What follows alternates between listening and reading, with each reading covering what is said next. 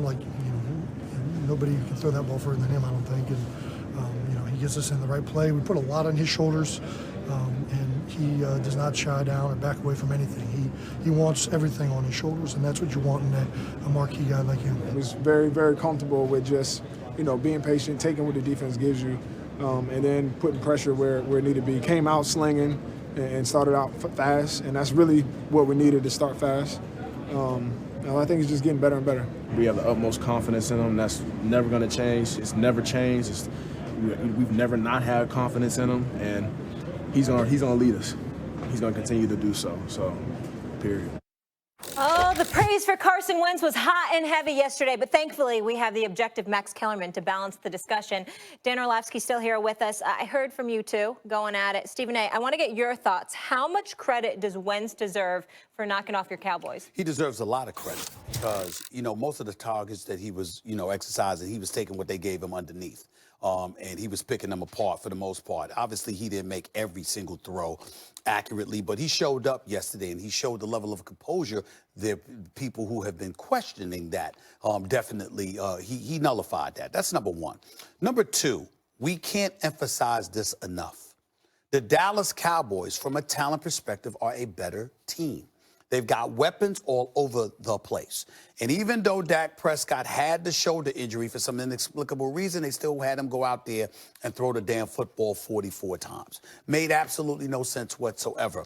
Carson Wentz, on the other hand, what did he do? 31 of 40 for 319 yards, a touchdown, 0 interceptions, only sacked, one time.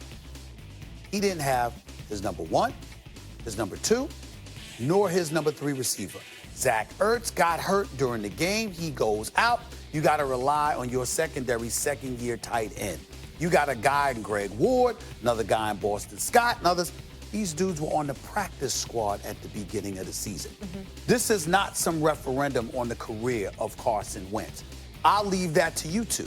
What I would say, Max, is that this ain't the day to get on him. Not after yesterday. Because yesterday, what we saw was a must-win for both squads. We saw Carson Wentz go down 2 years ago en route to an MVP, potential MVP award. Then last year, he goes down again after going 5 and 6. Nick Foles steps in once he gets hurt again because he was never fully recovered from the injury from the previous year. Okay, so he goes down. He had never been in a playoff game. He had never been in this kind of pressurized situation. Now we're looking at him. We've been questioning him all year long, without question. So what's his numbers? He's completed nearly 65% of his passes. He's got 26 touchdowns and just 7 interceptions on the year, which, by the way, that guy, Deshaun Jackson, that we continue to ignore to some degree because he's been out pretty much since the start of game 2 of this season. The one game we did see Deshaun Jackson was in the season opener when the Eagles came back against the Redskins and he started off the season, you're looking relatively decent. What did Deshaun Jackson do that game? 8 receptions for 154 yards, 2 touchdowns, 2 bombs. His deep threat, his vertical game was gone because Deshaun Jackson was no longer there. So you've got no vertical game. You've got your top 3 receivers down. You're playing with 2 practice squad players as your wideout and a secondary tight end, and you still beat the Cowboys. This ain't the day to talk about Carson Wentz. I appreciate saying this is not the day, but we're asked how much credit does he deserve? About yesterday. So I'm listing the people who deserve credit before him. And you put That's 6 my point. people before I'll put 6. him. Listen, Carson Wentz didn't force Dallas to drop 6 passes in a 1-score game. They don't drop those passes, they probably win the game. That's not Carson Wentz. Carson Wentz didn't dial up the defense. That's Jim Schwartz. Carson Wentz didn't play the way he's not. But Carson Wentz also showed you the ability to come back. So who's to say? So I'm saying not yesterday, but I'm saying who's to say that if Dallas was effective, that Carson would have been more effective? He might have, but I will point out that in a 1-score game in the 4th quarter, he fumbled again with around 5 minutes to go in the game. And then in the very next play, throws a pass at the feet, in a screen pass at the receiver's feet. And they're with the blockers set up, they may have had a first down. But my point is with Wentz, you say with Ertz, you say his best receivers around. No, Ertz is his best receiver. Ertz might wind up in the Hall of Fame one day. He's in his prime. You know who knocked Ertz out of the game? Wentz knocked Ertz out of the game. He almost got him killed by overthrowing him. But Goddard's good. The second guy is also good, as you saw. Miles Sanders is an emerging star we didn't know about at the beginning of the season. I said before the game he might be the best back on the field. He was the best player on the field, either team.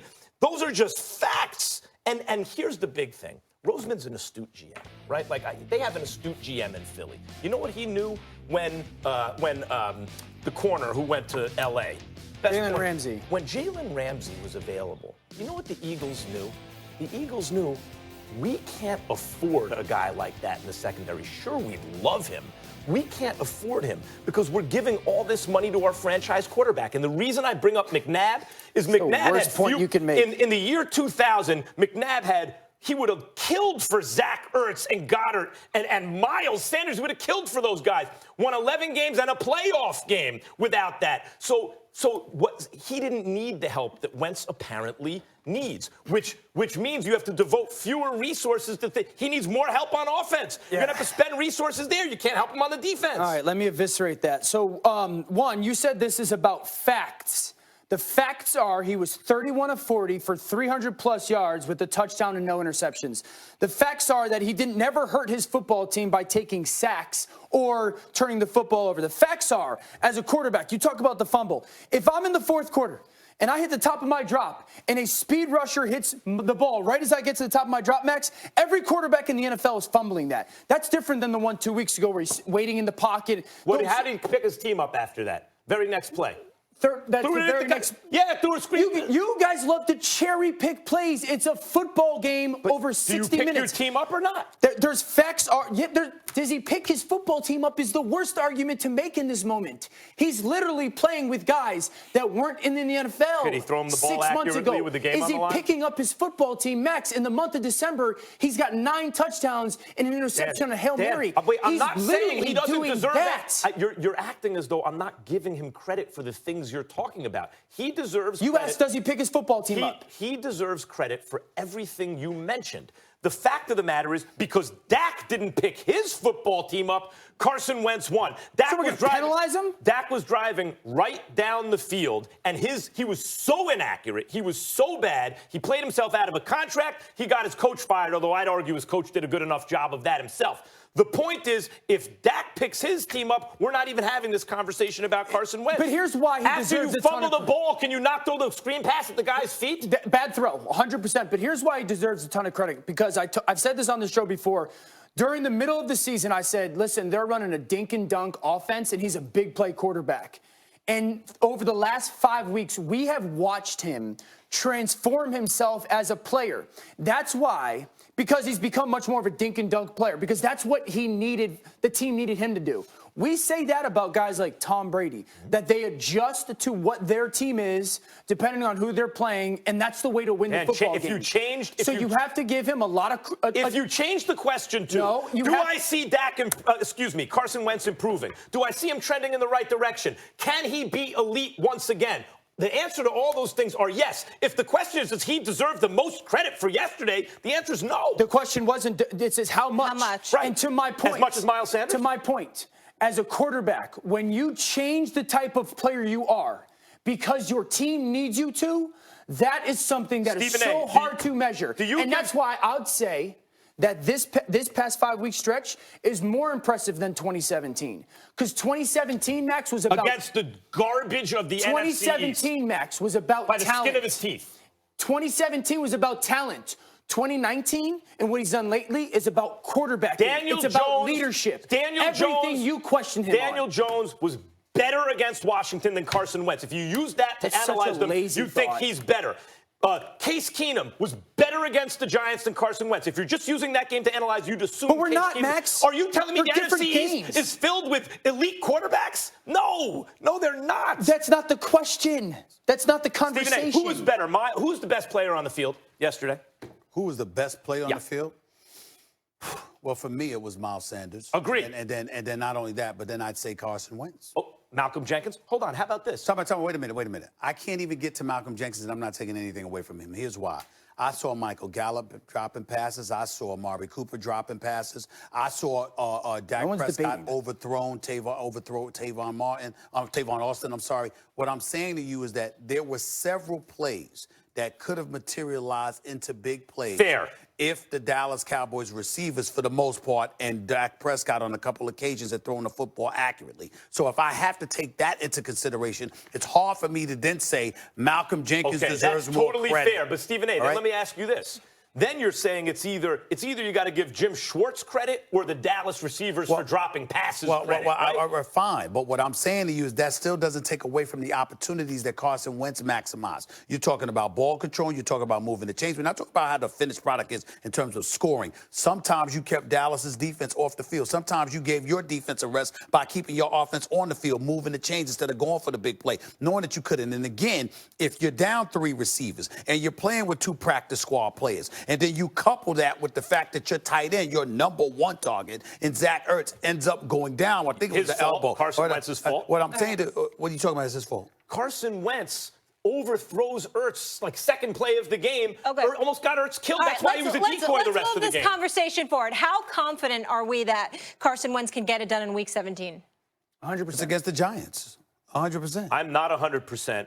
NFC East is funky like that. And Carson Wentz, I will say this about Wentz.